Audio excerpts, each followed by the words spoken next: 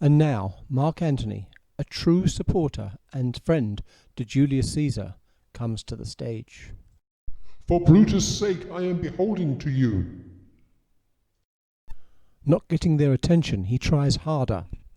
You gentle Romans. And then, with the most famous introduction of all time, he finally gets their attention. Friends, Romans, countrymen, lend me your ears. I come to bury Caesar, not to praise him. The evil that men do lives after them. The good is oft interred with their bones. So let it be with Caesar. The noble Brutus hath told you Caesar was ambitious. If it were so, it were a grievous fault, and grievously hath Caesar answered it. Here, under leave of Brutus and the rest, for Brutus is an honourable man, as so are they all honourable men, come I to speak in Caesar's funeral. He was my friend, faithful and just to me, but Brutus says he was ambitious, and Brutus is an honourable man. He hath brought many captives home to Rome, whose ransoms did the general coffers fill. Did this in Caesar seem ambitious?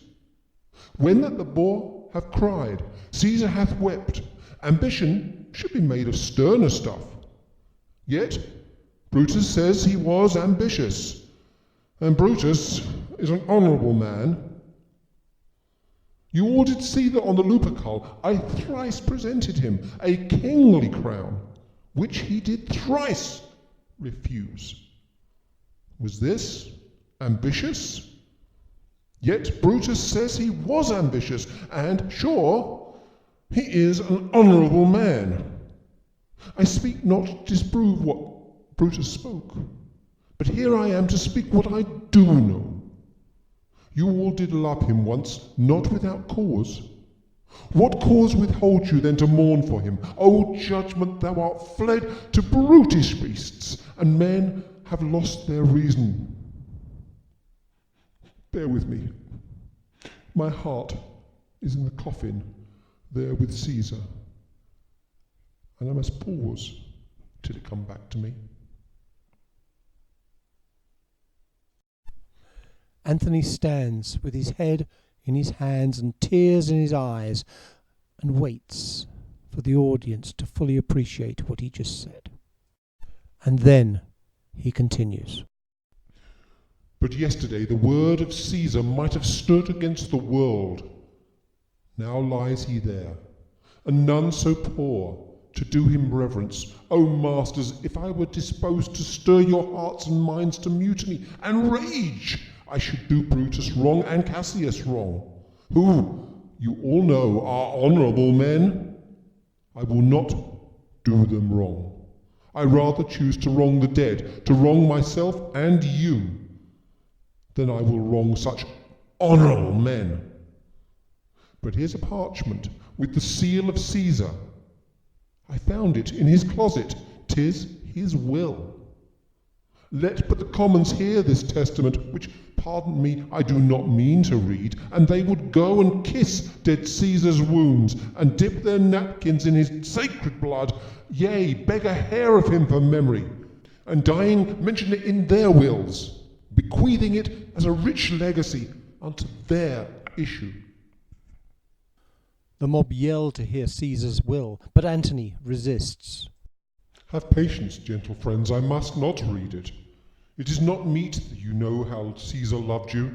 You're not wood, you're not stones, but men. And being men, bearing the will of Caesar, it will inflame you, it will make you mad. 'Tis good you know not that you are his heirs, for if you should, oh, what would come of it? Back and forth the conversation goes, with the mob demanding they hear the will, and Antony continuously making them force him to say it. Will you be patient? Will you stay a while? I've o'ershot myself to tell you of it. I fear I wrong the honourable men, whose daggers have stabbed Caesar. I do fear it. You will compel me then to read the will? Then make a ring about the corpse of Caesar, and let me show you that made that will. Shall I descend, and will you give me leave? Nay, nay, press not so much upon me, stand far off. The demands get louder and louder until Antony finally admits and agrees to read the will. If you have tears, prepare to shed them now. You all do know this mantle. I remember the first time ever Caesar put it on. 'Twas on a summer's evening, in his tent. That day he overcame the Nervae. Look, in this place rang Cassius's dagger through. See what a rent the envious Casca made. Through this the well-beloved Brutus stabbed, and as he plucked his cursed steel away, mark how the blood of Caesar followed it, as rushing out of doors to be resolved, if Brutus so unkindly knocked or no. For Brutus, as you know, was Caesar's angel. Judge, O you gods, how dearly Caesar loved him. This was the most unkindest cut of all. For when the noble Caesar saw him stab, ingratitude, more strong than traitors' arms, quite vanquished him, then burst his mighty heart, and in his mantle, muffling up his face, even at the base of Pompey's statue, which all the while rang blood, great Caesar fell. Oh, what a fall was there, my countrymen! Then I and you and all of us fell down, whilst bloody treason flourished over us. Oh, now you weep, and I perceive you feel the dint of pity. These are gracious drops. Kind souls, what weep you when you but behold our Caesar's vesture wounded? Look you here.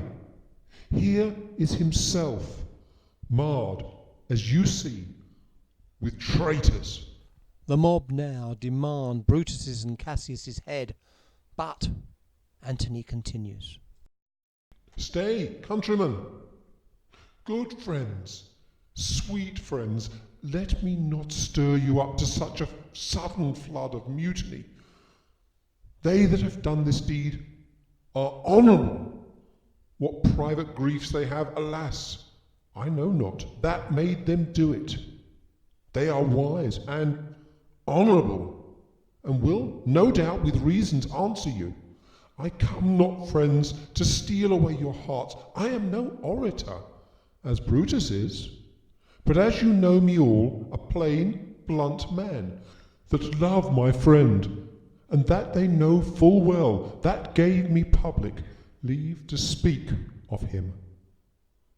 For I have neither wit, nor words, nor worth, action, nor utterance, nor the power of speech to stir men's blood. I only speak right on. I tell you that which you yourselves do know. Show you sweet Caesar's wounds, poor, poor dumb mouths, and bid them speak for me. But were I Brutus, and Brutus Antony, there were an Antony would ruffle up your spirits and put a tongue in every wound of Caesar that should move the stones of Rome to rise and mutiny. The mob are at fever pitch and baying for blood. Antony delivers the coup de grace.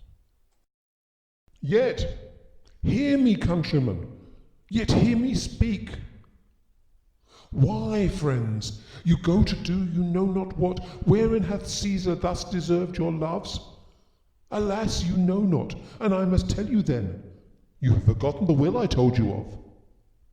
Here is the will, and under Caesar's seal, to every Roman citizen he gives, to every several man, 75 drachmas. Hear me with patience. Moreover, he hath left you all his walks, his private arbours, and new planted orchards on this side Tiber. He hath left them to you, and to your heirs forever. Common pleasures, to walk abroad and recreate yourselves. Here was a Caesar. When comes such another? It has worked. Antony has changed the mob from support to mutiny. and now he's left alone at the steps of the Senate with his thoughts. Now let it work. Mischief, thou art afoot. Take thou what course thou wilt.